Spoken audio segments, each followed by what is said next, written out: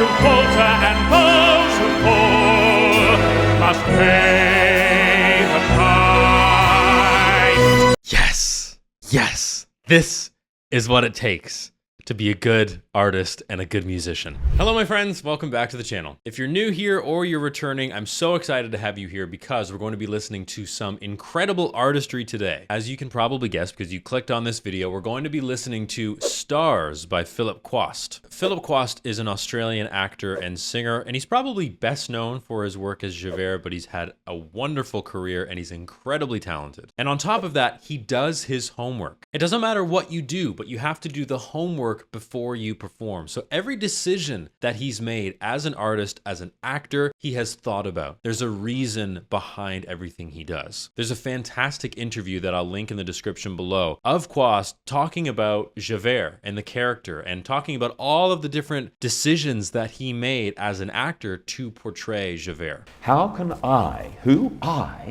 now when allow this man to hold what? Dominion over me. It's absolutely brilliant. That's enough talking from me. Let's just jump right in. And don't forget to follow me on Instagram and TikTok at Nick Higgs, the singer. This is Philip Quast singing Stars from the 10th anniversary concert of Les Mis, a legendary performance. Unbelievable.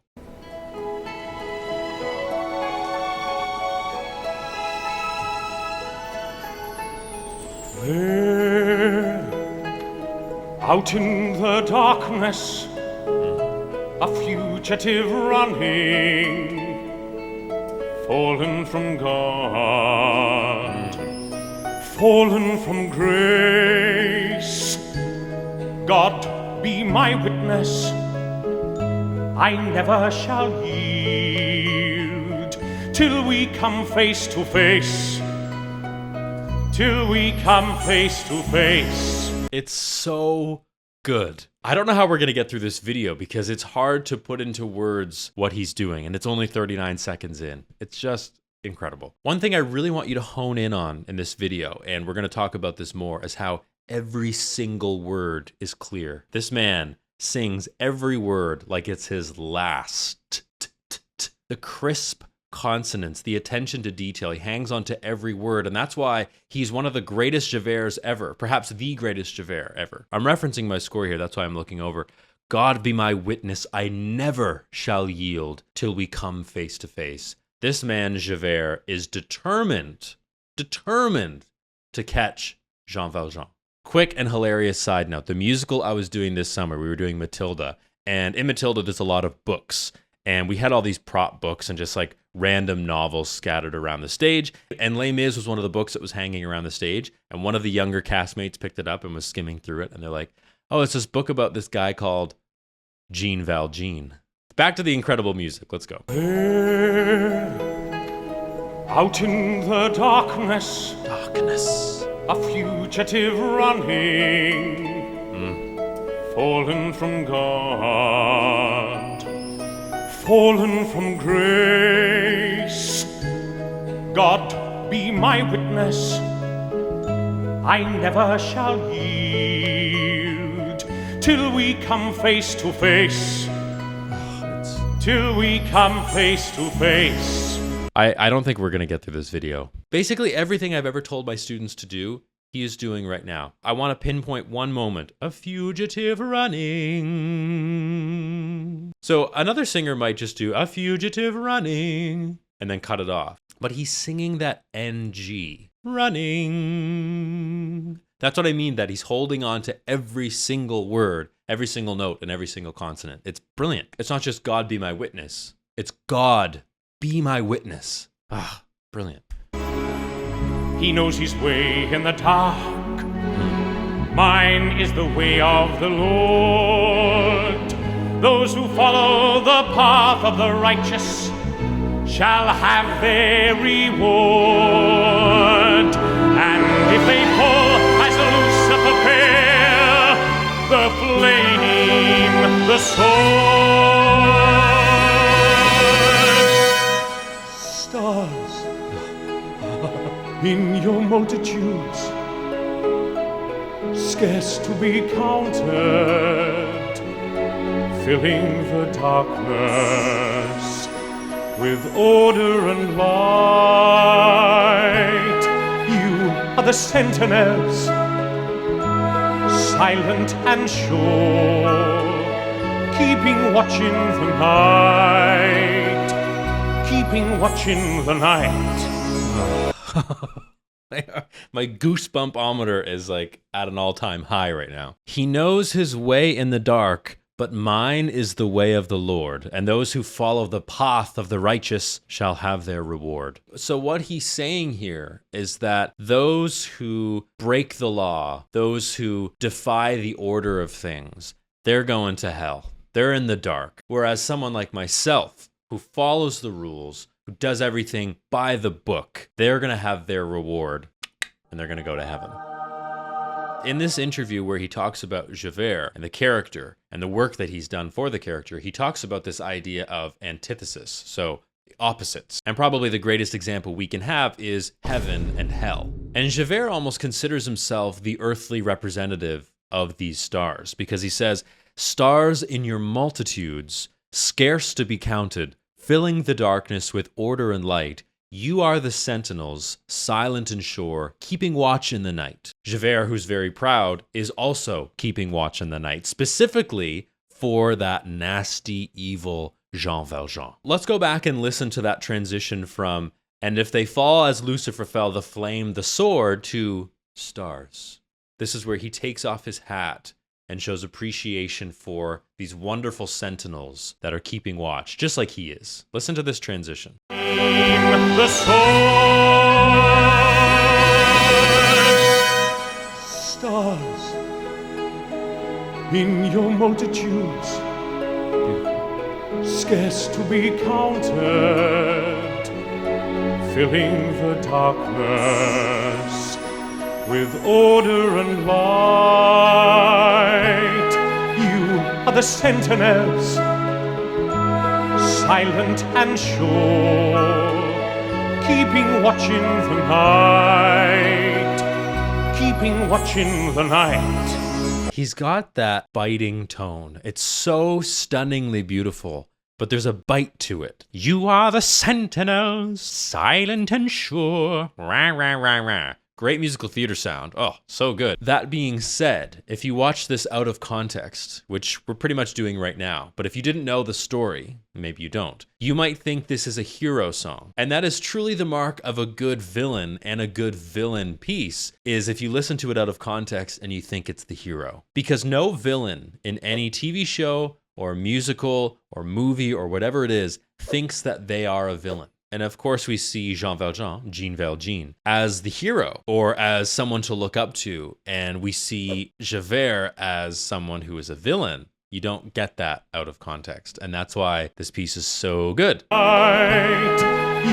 are the sentinels, silent and sure, keeping watch in the night, keeping watch in the night.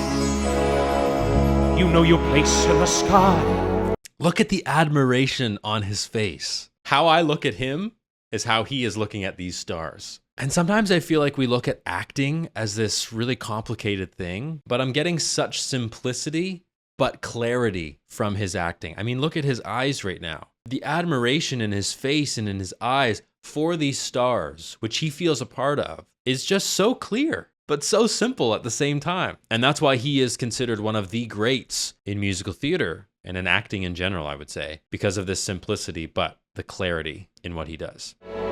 You hold your course and your aim, and each in your season returns and returns, and is always the same. And if you fall as a Lucifer fell, you fall in vain.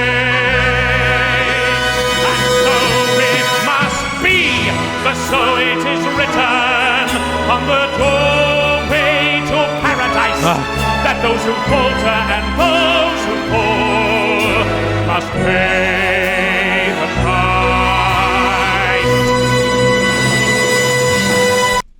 Yes, yes, this is what it takes to be a good artist and a good musician. I really just want to sing this now I'm so inspired by his performance. I feel like I've had goosebumps this entire video, but when he said, "And so it must be," oh, that was powerful. He didn't really sing it, he proclaimed it, he said it. I declare bankruptcy! And so it must be, and so it is written. And what that text means is that Javert has zero doubt at this point, absolutely no doubt, that this is the path he should be on. He is in the right. Jean Valjean is in the wrong. That's it. End of story. Why is that significant? Because later in the musical, Jean Valjean shows mercy to Javert. He releases him from captivity to make sure that he doesn't get killed. And that completely messes up Javert. He doesn't know what to think. He doesn't know how to feel. He questions his life. He questions his morals and his decisions. And it ultimately leads to his suicide because he just can't cope. And as an audience, we understand it because he says this line, "And so it must be, and so it is written." We understand that he is absolute in his decisions and his morals and how he feels. There's no question. But later on, when he questions it, we go, wow, that's significant. So it's amazing to me how a single line, and it's not just this line, there's other clues in there as well, can have such an impact on the story and on a character. And I'll tell you, to wrap up this mini rant, we're going to continue listening, but that is why Les Mis is one of the most successful musicals ever. It might be the most successful musical ever. Thank you for listening to my TED Talk. Now let's go back to the video. You fall in grace, and so it must be, for so it is written on the doorway to paradise, that those who falter and those who fall must pay the price. And just listen to the intensity on "pay the price." He didn't let that go. He could have said "pay the price." You know, it's an epic orchestration underneath. The melody's beautiful. We get the gist. But no, that wasn't enough for Philip Quast. He needed to go "pay the price." I literally could talk about this for hours and hours and hours. It's just, it's everything that musical theater should be. And we are so friggin' lucky that we can just click a button and watch this. Like, how fortunate are we? A couple of vocal technique things, a lot of intensity in the mouth and the lips and the tongue, spitting out those words. And he likes to sing with a lot of space. Price. And he gives us that turning diphthong, right? Price. So not only can he sing with a beautiful tone, but he can project as well. That's so important. And that probably has a lot to do with his training as an actor, being able to speak and project. Always keep in mind that singing and speaking are not very different. Just that singing has some more exact pitches, but speaking has pitch as well, okay? So if you're struggling with singing loud enough and projecting your voice, speak the line first and then sing it. Speak it with your clearest, most resonant, projected voice, and then sing it. And I promise you'll hear improvements. Pay the price.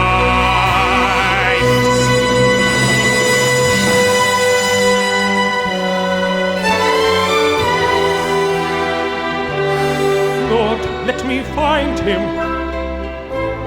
that I may see him safe behind bars. I will never rest till then.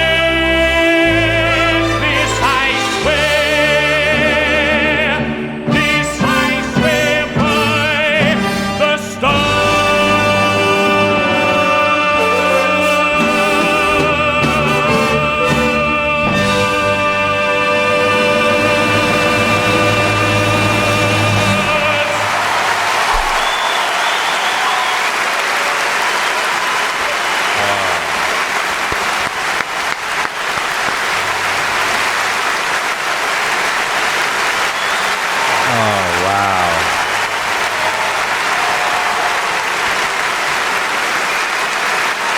Oh my God.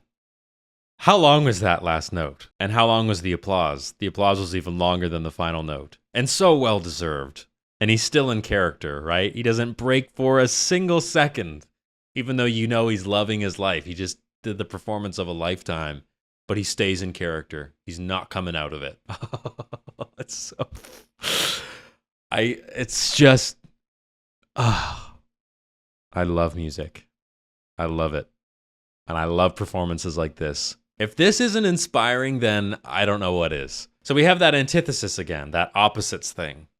Safe behind bars. I'm going to reference this interview again. I highly encourage you to watch it. It's worth the watch.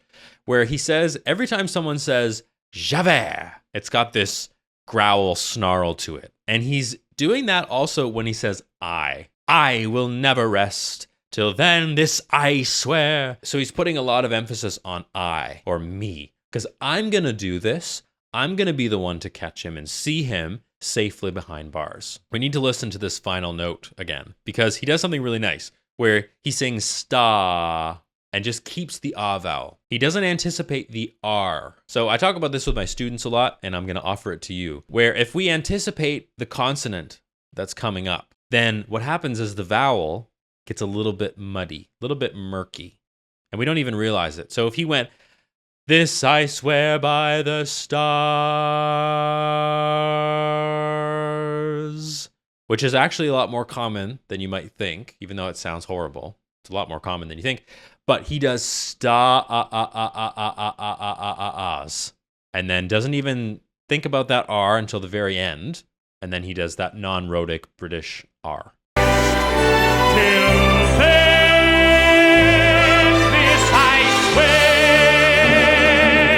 He even did it right there. This I swear, and then he did that slight R. Let's listen to the final. This I swear by the stars.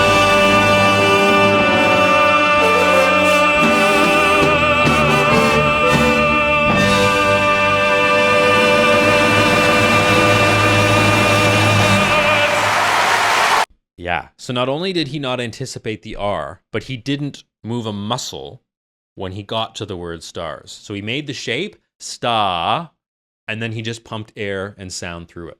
No need to move your tongue, no need to move your jaw, or do anything with your head. Just keep it going. When you combine this level of artistry, and you combine this level of vocal technique, and then you sprinkle on the Philip Quast classic hard work and homework and attention to detail, you get a performance like this that lasts for decades. This video has 10 million views, was posted 13 years ago, and people are still coming back to watch it. And it's from 1995, so people have been watching well before the days of YouTube. We are so fortunate to have access to these kinds of performances online. It's just mind-boggling to me. And we're also so fortunate to have performers like Philip Quast who do the work. Not only are they talented, not only is Les Mis a great musical, you can just let the music take over and it's going to be a good performance. But when you add his level of detail and work ethic and passion, you get this performance that lasts a lifetime. And it's because of performers like him and Lea Salonga and Alfie Boe and Colm Wilkinson and Michael Ball who just do the work, and they are so passionate and they're so talented, and it's the attention to details that really puts them over the edge. I am so excited that this video exists. I love Les Mis and I love Philip Quast and his interpretation of Javert. It's absolutely stellar. And I think on that note, we will wrap up this video. Don't forget to follow me on TikTok and Instagram at Nick Higgs the Singer. If you have questions, comments, concerns, or other suggestions for me, leave them in the comments section below. And if you want bonus content, you want more of me, please check out my Patreon. The link will appear on the screen right now. It's also in the description. That's it. Love you very much, and we'll see you in the next video. Out in the darkness, a fugitive